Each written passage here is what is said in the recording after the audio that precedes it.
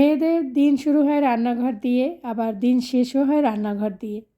দিনের বেশিরভাগ সময় রান্নাঘরেই কাটাতে হয়। আর এই রান্নাঘরটা যদি হয় পরিষ্কার পরিচ্ছন্ন, পরিপাটি, গোছানো, তাহলে সেই রান্নাঘরে কাজ করেও অনেক শান্তি লাগে। আসসালামু আলাইকুম। সবাইকে স্বাগত জানাই আজকের ভিডিওতে। কেমন আছেন সবাই? আশা করছি যে যেখান থেকে দেখছেন সবাই ভালো আছেন এবং সুস্থ আছেন। আলহামদুলিল্লাহ, আমিও ভালো আছি আল্লাহর রহমতে, আপনাদের সবার দোয়া ও ভালোবাসায়। বছর ঘুরে আবার আমাদের মাঝে চলে এলো পবিত্র মাহে রমজান। সবাইকে জানাই রমজানের শুভেচ্ছা। এই রমজান মাসে আল্লাহ আমাদের সবাইকে সুস্থ রাখুন, ভালো রাখুন, বেশি বেশি ইবাদত করার তৌফিক দান করুন, আমিন। মহান আল্লাহ রব্বুল আলামিনের কাছে অনেক বেশি শুকরিয়া আদায় করছি যে আবার একটা রমজান মাস পেয়েছি। গত রমজান মাসে অনেকেই ছিলেন যারা এই রমজান মাসে অনুপস্থিত হয়ে গেছেন, এই পৃথিবী থেকে চলে গেছেন, এই রমজান মাস আর পাননি। তাদের জন্য অনেক অনেক দোয়া করছি, আল্লাহ যেন তাদের ভুল ত্রুটিগুলো মাফ করে দেন, আল্লাহ যেন তাদেরকে জান্নাতের উচ্চ মাকাম দান করেন। এই রমজান মাসে আমরা যেন সুস্থ থাকি, ভালো থাকি, রোজা পালন করতে পারি, বেশি বেশি ইবাদত করতে পারি, এটাই আল্লাহর কাছে চাই। রমজানের শুরুতেই আমি আমার রান্নাঘরটাকে সুন্দর করে একটু গুছিয়ে নিচ্ছি আমার কাজের সুবিধার্থে। সুন্দর করে বলতে আমার রান্নাঘর যেমনই আছে তেমনই থাকবে, কিন্তু আমার কাজের সুবিধার্থে একটু আমার হাতের কাছে যাতে সব কিছু পাই, গুছানো থাকে, সেজন্য সেইভাবে একটু গুছিয়ে নিচ্ছি। আসলে দেখা যায় কি, রমজান মাসে রুটিন অনেকটাই চেঞ্জ হয়ে যায়। বিনা রমজানের রুটিনটা থাকে একরকম, আর রমজান মাসের রুটিনটা থাকে অন্যরকম। ইফতারের সময়টাতে অনেকটা ঝামেলা হয়ে যায়, তাড়াহুড়ো লেগে যায় যদি কাজগুলো গুছানো না থাকে। বিশেষ করে ইফতার আইটেম তৈরি করার জন্য যে জিনিসপত্র লাগবে সেগুলো যদি হাতের কাছে গোছানো থাকে, তাহলে দেখা যায় কি ইফতার তৈরি করতে অনেকটা সময় লাগে না, বা নিজের কাছেও ঝামেলা মনে হয় না। এই রমজান মাসে কিন্তু আমাদের ইফতারের জন্য বিভিন্ন আইটেম তৈরি করতে হয়। বিশেষ করে যাদের বাসায় বাচ্চারা আছে, বাচ্চাদের পছন্দের আইটেমগুলো তৈরি করতে হয়। আর সেজন্য কি বিভিন্ন ধরনের মশলা লাগে। তা আমি এখানে কিন্তু সব ধরনের মশলা আমার মতো করে গুছিয়ে নিয়েছি। আর সেই সাথে ইফতারের আইটেম যে থাকে, ছোলা বুট, তারপরে হচ্ছে জিরা, মুড়ি থেকে শুরু করে বেসন, অন্যান্য যত মশলা, তো সব কিছু আমি কিন্তু হাতের কাছে সুন্দর করে গুছিয়ে রেখেছি। এতে করে যেটা হবে যে ইফতার তৈরি করতে আমার অনেকটা ঝামেলা পোহাতে হবে না, সব হাতের কাছে থাকবে, ঝটপট করে আমি আমার কাজগুলো করে নিতে পারবো। আসলে দেখা যায় কি, রান্না করতে একটু সময় লাগে না, সময় লাগে সব কিছু রেডি করতে। আর আগে থেকে যদি মশলাপাতি রেডি করা থাকে, আগে থেকে যদি হাতের কাছে সব কিছু গোছানো থাকে, তাহলে দেখবেন রান্না করতে একটু সময় লাগে না। বিশেষ করে এই রমজান মাসে ইফতারের সময়টাতে বেশি তাড়াহুড়ো লেগে যায়। এজন্য একটু আগে থেকে যদি সময় নিয়ে 15-20 মিনিট সময় ব্যয় করে যদি হাতের নাগালে সব কিছু গুছিয়ে নিতে পারি, এতে করে দেখা যাবে কি নিজের কাজের অনেকটাই সুবিধা হবে। তো রান্নাঘরটাকে তো সবসময় আমি পরিষ্কার পরিচ্ছন্ন করে রাখি। আমার রেগুলার যারা বন্ধু আছেন, ভিডিও দেখেন আর রেগুলার, তো তারা তো জানেন আমি সবসময় রান্নাঘরটাকে পরিষ্কার পরিচ্ছন্ন করে গুছিয়ে রাখতে অনেক বেশি পছন্দ করি। তো এই যে আমি চুলার জায়গাটাকেও সুন্দর করে গুছিয়ে নিচ্ছি, চুলাটাকে পরিষ্কার করে নিচ্ছি। তো এটা তো রেগুলারই করতে হয়, তো রমজান উপলক্ষে একটু ডিপ ক্লিনও করে নিয়েছি। আসলে হয় কি, প্রতিদিন যদি একটু পরিষ্কার করে নেওয়া যায়, তাহলে ওইভাবে অতটা কষ্ট করে ডিপ ক্লিন করার দরকার হয় না। তো যাই হোক, তারপরেও রমজান মাস উপলক্ষে আমি আমার মতো করে একটু সব কিছু গুছিয়ে নিচ্ছি। তো এই যে আমার একটা স্টিলের পট, তো এটা রেখেছি এজন্য যে যখন ভাজা পোড়া করা হবে, তো বাকি তেল যেটা থাকবে সেটা এখানে রেখে দিব। ইফতারে ভাজা পোড়া আইটেম কম রাখারই চেষ্টা করব। আসলে যতই বলি না কেন, আমরা বাঙালিরা কিন্তু একটু ভাজা পোড়া খেতেই বেশি পছন্দ করি ইফতারের সময়টাতে। যতটা সম্ভব একটু স্বাস্থ্যকর ইফতার করার চেষ্টা করাটাই ভালো স্বাস্থ্যের জন্য।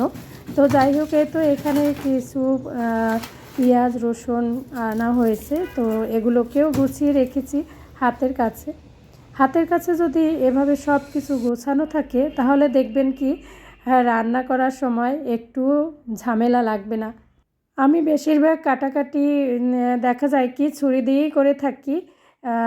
পেঁয়াজ কাটা, তারপরে হচ্ছে শাক সবজি এগুলো কাটা, যা কিছুই কাটাকাটি করা হোক না কেন ছুরির সাহায্যে কেটে থাকি। তো সেগুলোকেও আমি গুছিয়ে সুন্দর করে রাখছি হাতের কাছে। আর এখানে আছে কিছু মুড়ি, তারপরে হচ্ছে টোস্ট। অনেক সময় ভাজা পোড়া কিছু আইটেম করতে হলে টোস্টের গুঁড়া লাগবে, সেজন্য এগুলো রেখে দিয়েছি এভাবে করে। আমাদের বাসায় মুড়ি তেমন একটা কেউ খায় না, তো ছোলা বুটের সাথে আমি একটু খাই, সেজন্য এখানে গুছিয়ে রাখলাম যাতে করে ইফতারের সময়টাতে তাড়াহুড়ো করতে না হয়। আর কিছু বাড়তি যে জিনিসপত্র আছে সেগুলো এই রকম বক্সে করে আমি গুছিয়ে রাখছি এখানে, যাতে করে যখন জিনিসপত্র শেষ হয়ে যাবে এখান থেকে নিয়ে আবার পটে রিফিল করতে পারি। তো সেজন্যই এইভাবে করে একটা বক্সে রেখে দিচ্ছি এই র্যাকটাতে। তো এই র্যাকগুলো আমার রান্নাঘরেই আছে। তো রান্নাঘরে যে র্যাকগুলো আছে সেই র্যাকে আমি আমার প্রয়োজনীয় জিনিসপত্রগুলো গুছিয়ে রাখছি সুন্দর করে রমজান উপলক্ষে। রমজান উপলক্ষে দেখা যায় বাড়তি কিছু জিনিসপত্র কিনতে হয়, সেগুলো গুছিয়ে রাখতে হয়, তো সেগুলোই গুছিয়ে রেখেছি। আর সেই সাথে রান্নাঘরের সব কিছু একটু পরিষ্কার পরিচ্ছন্ন করে নিয়েছি। তারপরে দেখা যায় কি ইফতারের সময় বিভিন্ন রকমের রান্নার হাঁড়ি পাতিল দরকার হয়, বাটি প্লেট এগুলো দরকার হয়। তো আমি এই তাকে এগুলো রেখে দিচ্ছি। এতে করে যেটা হবে যে এখান থেকে নিয়ে আমি চট করে রান্নার কাজটা করে নিতে পারবো।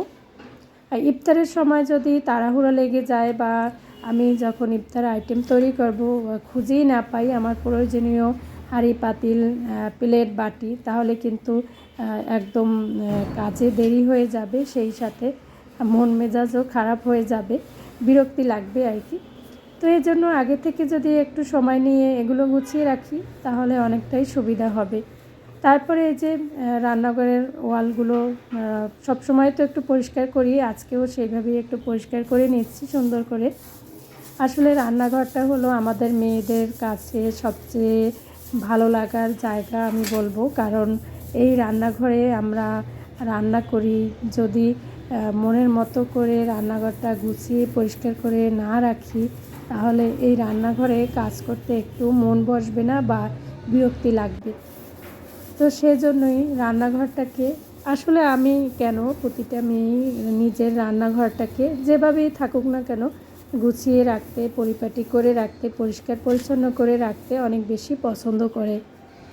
তো এই যে আমি রান্নাঘরের যে ওয়ালগুলো সুন্দর করে একটু পরিষ্কার করে নিয়েছি, তারপরে শুকনো কাপড় দিয়ে মুছে নিয়েছি। আর সুইচ বোর্ডগুলোকে আমি সবসময় পরিষ্কার করে রাখি। অনেকের রান্নাঘরে দেখি সুইচ বোর্ডগুলো অনেক বেশি ময়লা হয়ে যায়, দেখতে বাজে লাগে। তো সবসময় যদি পরিষ্কার করে রাখা হয় তাহলে কিন্তু এই রান্নাঘরের যে সুইচ বোর্ডগুলো থাকে সেগুলো কিন্তু একদম অপরিষ্কার থাকে না, দেখতে খারাপ লাগে না। নিজের বাড়ি থাকি বা ভাড়া বাড়িতেই থাকি, যেখানেই থাকি না কেন নিজের বাসস্থানের জায়গাটা যদি পরিষ্কার পরিচ্ছন্ন করে না রাখি তাহলে কিন্তু নিজেরই ক্ষতি হয়, অসুখ বিসুখ লেগে থাকে, বিশেষ করে বাচ্চারা অসুস্থ হয় ঘর অপরিষ্কার অপরিচ্ছন্ন থাকলে। আর রান্নাঘর অপরিষ্কার থাকলে তো কথাই নেই। এজন্য চেষ্টা করি শত ব্যস্ততার মাঝেও নিজের রান্নাঘরটাকে সুন্দর করে একটু পরিষ্কার করে নিতে। এতে করে নিজের জন্যই ভালো হয় আর এখানে রান্না করেও অনেক বেশি শান্তি লাগে। তো বন্ধুরা, এতক্ষণ ধৈর্য ধরে যারা আমার ভিডিওর সাথে আছেন তাদেরকে জানাই অসংখ্য ধন্যবাদ। যদি ভিডিও ভালো লাগে তাহলে একটি লাইক দিয়ে দিতে পারেন। আর নতুন বন্ধু যারা আজকে আমার ভিডিও প্রথম দেখছেন, যদি একটু ভালো লেগে যায় তাহলে চ্যানেলটিকে সাবস্ক্রাইব করে রাখতে পারেন। আর যারা অলরেডি এই কাজটি করে ফেলেছেন, সবসময় আমাকে সাপোর্ট করছেন, তাদের প্রতি আমি অনেক বেশি কৃতজ্ঞ। তাদের জন্য অনেক অনেক দোয়া, অনেক অনেক ভালোবাসা। আমার কথা ও কাজের মধ্যে ভুল ত্রুটি হয়ে থাকলে অবশ্যই ক্ষমা সুন্দর দৃষ্টিতে দেখবেন। তো এই যে আমি কিন্তু রান্নাঘর পরিষ্কার পরিচ্ছন্ন করে গুছিয়ে নিয়েছি নিজের মতো করে। তারপরে একটু ফ্রাইড রাইস রান্না করেছি, সেটাও একটু শেয়ার করে দিলাম।